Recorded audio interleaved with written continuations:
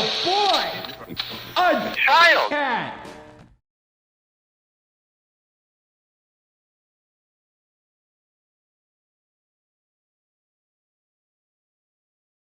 Hello and welcome to Cryptic Web Chronicles. Today, we're diving into some shocking new revelations surrounding the Patrick S. Tomlinson saga, and they're things you're going to want to hear. And if you haven't already, be sure to check out my Patrick S. Tomlinson saga playlist to get the full rundown on this insane saga, filled the entire way with twists and turns. And please make sure to like and subscribe. With that out of the way, let's dive straight into the obese madness on display. As you're likely already aware, Patrick S. Tomlinson is a comically overweight, failed author and comedian turned Twitter addict who has gained notoriety online as a lol cow. In 2023, his story reached a new level of insanity when he desperately began trying to capitalize on a series of swatting incidents he experienced in order to gain media attention and fame. As the story unfolded, many began to speculate that Patrick orchestrated these swattings himself, solely to gain attention and bolster his self-proclaimed status as a cyber-stalking victim. He accused his online critics, who congregate on O&A forums and Kiwi farms to relentlessly mock his antics, of being responsible, all while hysterically attempting to portray them as right-wing extremists. The theory that Patrick was behind the swattings gained even more traction when a controversial figure, Jackie Singh, a racist internet troll turned script kiddie, inserted herself into the story. Singh became a vocal advocate for Patrick online, waging a failed campaign against O&A forums and Kiwi farms. As you may already know, Jackie Singh is a former member of the now-defunct racist extremist trolling group GNAA. She was even fired from her role in the Biden campaign's cybersecurity team after transcripts of her hateful and racist IRC chat messages surfaced online. Much like Tomlinson, Jackie Singh is a lolcow and Twitter warrior whose antics are closely followed online. Recent revelations have shown that Jackie is also bankrupt, with a staggering $277,000 in debt. Additional speculation is growing that she may soon lose custody of her children as well. Many also theorize that Jackie's past as a wannabe hacker, her ties to the extremist group GNAA, and her suspected involvement with online trolling efforts make her a prime suspect in the swattings Patrick has experienced. Given the ridiculous narrative pushed by Jackie and Patrick, that right-wing, Russian-funded trolls from O&A forums and Kiwi farms are trying to murder Patrick via swattings, some now believe Jackie herself could be the mastermind behind these incidents. While there's no concrete evidence yet that Patrick or Jackie are behind the swattings, in my opinion, there are definitely some things that stink about this story. For instance, there's the ever-changing number of swattings, with it still unclear if the police even showed up every time Patrick claimed they did. Then there's the fact that Patrick conveniently lost his phone in Mexico during all of this, which speculators on O&A forums believe was an attempt to hide evidence of Telegram chats and cryptocurrency transactions. And let's not forget that the alleged swatter behind all of this has already been caught. Alan Fillion, aka Torswats, the teenager behind the swatting calls, was offering his services on the messaging app Telegram in exchange for payment in cryptocurrency. Torswats was arrested in January 2024 in Los Angeles and later extradited to Florida. However, before that, he had been closely monitored and investigated by private investigator Brad Dennis, better known online by his pseudonym Calfrost. Dennis's efforts played a crucial role in tracking down Torswats, working in cooperation with the FBI. He has been hired by numerous Twitch streamers to combat swatting and appears to be highly experienced and knowledgeable in this emerging field. Ironically, Before Torswatz was arrested, Jackie Singh claimed to be the lead investigator in the case, falsely stating that she was working with the FBI. She even went so far as to accuse a man named Peter Jantz of being responsible for the swattings.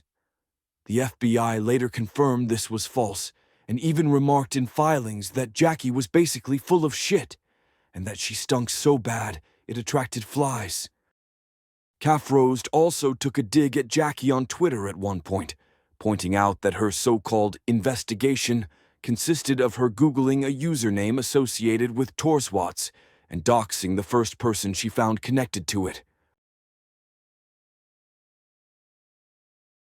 Of course, following Torswatz's arrest, Jackie deleted numerous posts and made her social media private, clearly embarrassed by the FBI's public rebuke. Meanwhile, Patrick pivoted to claiming that Torswatz was hired by O&A forum trolls and that those responsible would soon be caught after Torswatz ratted them out. However, O&A forum sleuths soon made a shocking revelation that cast serious doubt on Patrick's claims, making the self-swatting theory seem more credible than ever. In a shocking twist of events, it was discovered that Patrick's email address had been registered with the cryptocurrency exchange Gemini. This is significant because Patrick is a staunch critic of cryptocurrency, frequently decrying it as a scam that's destroying the environment because he doesn't understand how it works. There seems to be no reason for him to have a cryptocurrency wallet.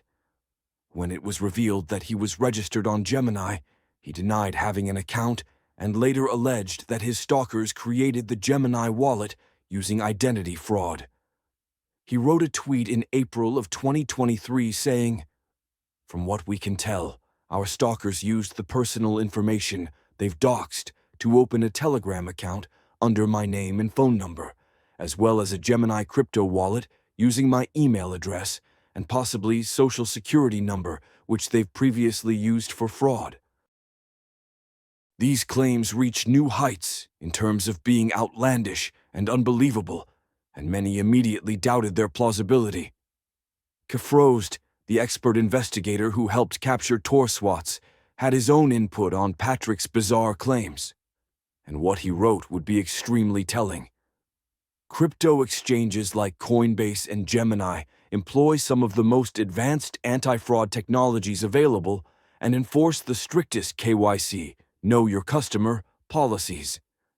If someone had the resources and expertise to bypass these measures to open an account using a stolen identity and extract crypto from it, they would not squander such valuable knowledge on what Patrick claims occurred. Moreover, it is not possible to open an exchange account with just a social security number and send crypto. You also cannot use a card in someone else's name, as this violates both the exchange's terms of service and KYC policies. The card must be in the name of the verified account holder, and exchanges would not permit otherwise.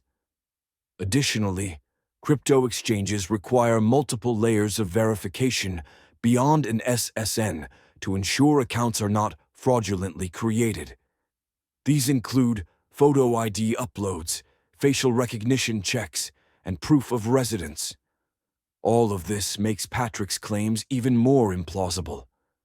What he is saying is deeply troubling, but not surprising, considering the harassment and doxing I have experienced from one of his friends. I should add that I have been threatened by numerous swatters and groups, yet none have gone to the lengths to harass me as this individual has. Wolves in sheep's clothing. It's sick. These people are sick and evil. Kafrost's expertise sheds light on the technical impossibility of Patrick's story. The strict measures in place by major crypto exchanges make it nearly impossible for someone to commit the kind of fraud Patrick describes. Yet, despite this, Patrick continues to double down on his narrative. This pattern of denial and deflection raises even more questions about his involvement in the situation. This statement, straight from an investigator who worked with the FBI to combat swattings, appears to completely discredit Patrick's claims. Furthermore, The fact that Kafrost mentions harassment and doxing from Patrick's friends raises an intriguing question. Who could he be specifically referring to? Could Jackie Singh possibly be orchestrating attacks against Kafrost behind the scenes as retaliation for publicly embarrassing her and disproving her claims? Who else close to Patrick could Kafrost be talking about? Whoever it is, he makes it clear they're not acting in good faith, even going so far as to call them evil. This is a bombshell development, in my opinion. The person responsible for Torswat's arrest has smelt Patrick's bullshit story and appears to be tired of it. With this revelation, the theories that Patrick was behind the swattings have resurged, with many speculating that more arrests could be coming soon. Dan Mullen took things a step further, outright proclaiming on his live show, Nice Podcast Stupid, that Patrick swatted himself. For him, this is just another step to complete and total victory against Pat and Jackie.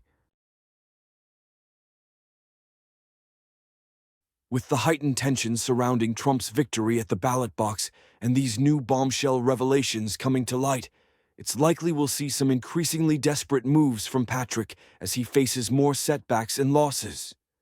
Could this be the beginning of the end? What does the future hold for Patrick and Jackie as this saga continues to unfold? Only time will tell. But that's all for tonight. Thank you for watching. This has been Cryptic Web Chronicles. Good night.